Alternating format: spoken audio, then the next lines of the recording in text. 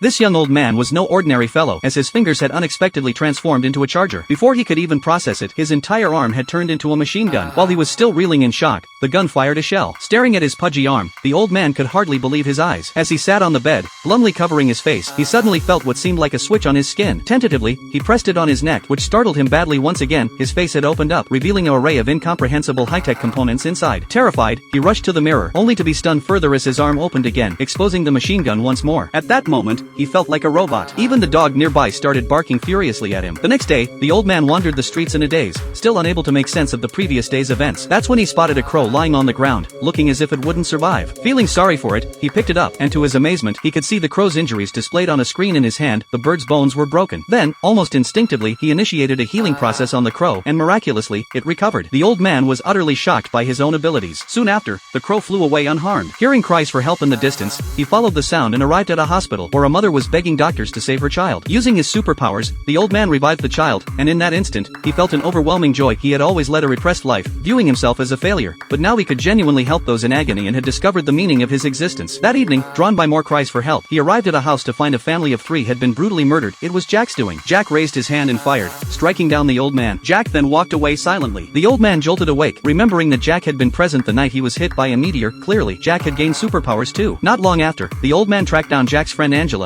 who knew Jack had turned evil and revealed all of Jack's abilities to him. The first one was the power to turn a finger into a gun. The old man practiced for several days before he could barely hit a soda can, and it drained most of his energy. He went aside to rest and chugged an entire bottle of water. Suddenly, he felt ill and vomited all the water onto Angela. It dawned on him, the water contained salt, which triggered a rejection reaction in his body. Jack, having been modified similarly, must have the same weakness.